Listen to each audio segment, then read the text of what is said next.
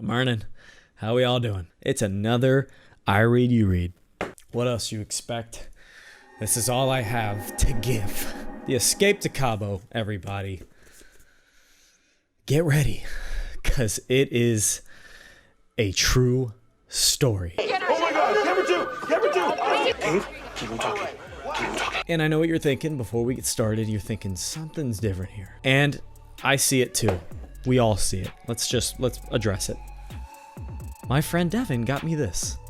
Isn't that awesome?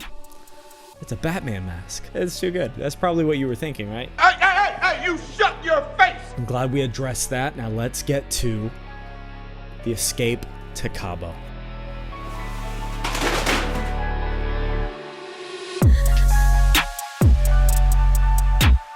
It's such a fun read. It's quick. It's easy. It is, what is it? Book doesn't even have page numbers on it. That's how easy it is. I mean, look at this. Look at this. I mean, it's not 3 times double spaced. It's like 8 times double spaced. I mean, and that's like the majority of the book. It's really written like a diary, like a journal, and it talks to you like you're its best friend. You're a listener. You're a lot less activated in the story. You're more set back as someone really paints it all out for you, and you really, when it comes to easy reading that is fluid, it is simple, you can sit back, you can just, it's almost as if you're not even reading it, like you're listening to the story. And that's what I think this book is so popular on. It really is written so well, like a best friend. So with all that being said, let's just dive right on into a little synopsis, and we'll kind of see what we think. Here we go. Scott Freeze has it all. The house, the job, the ideal American opportunity. However, his self-destructive patterns presented in his marriage and fatherhood were only the first steps to a further rabbit hole. Because Scott had a secret dream. His dream is to rob a bank. It would take 40 years for Scott to finally act on his self-ascribed purpose. It was now or never. With nothing to gain and everything to lose, Scott ends up in the American prison system. An uphill battle that is aimed less at rehabilitation and more at his inevitable doom. As we follow Scott through his sentence, he reminds us that life is hilariously heinous, full of comedy and misunderstandings. And when he gets the sense that nothing he does will ever be enough to rid himself of his past evils, he takes one hell of a leap. Against the clock, it's now or never. A decision that landed him here in the first place. But this time, he'll never look back. Ooh, wow. Well, didn't that just tickle your feathers? Tickle your... You're saying it weird. Saying what weird?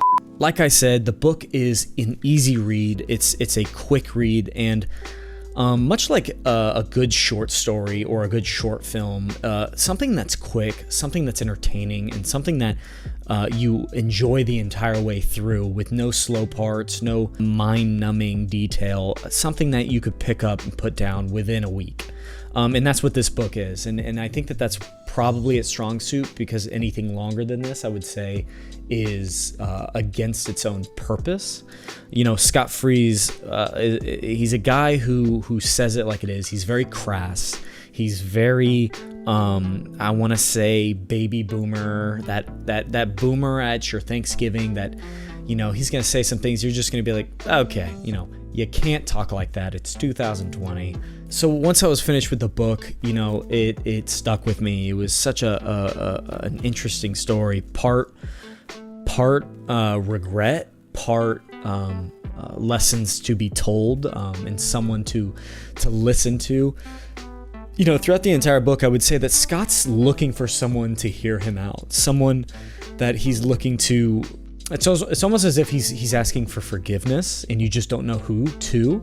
Reading it back a couple days ago, it really made sense to me when he said right here, he says, "I haven't any apologies for my life. The decisions I've made, whether wise or foolish, have thus defined the individual I am for eternity. My regret is one, the lost opportunity to be a father and a grandfather. To Dana and Lori, I love you very much. And Dana and Lori are his two daughters, I presume, which is what he talks about in his prelude.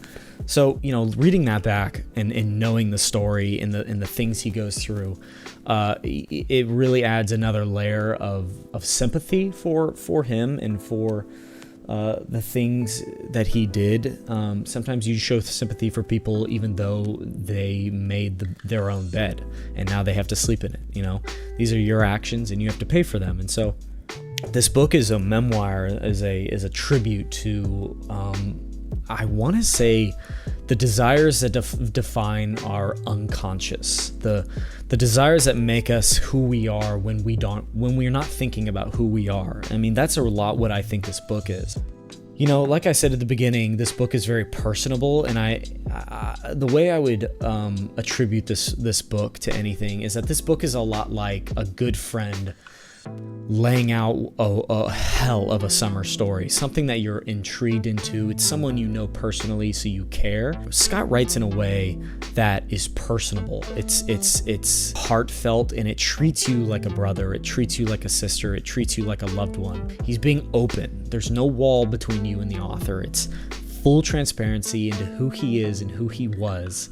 And I think that's would be my favorite part of the book, is that it really felt like a loved one was telling me an incredible story, and you're just so into it. And that's what this book is. So anyway, that is this week's episode.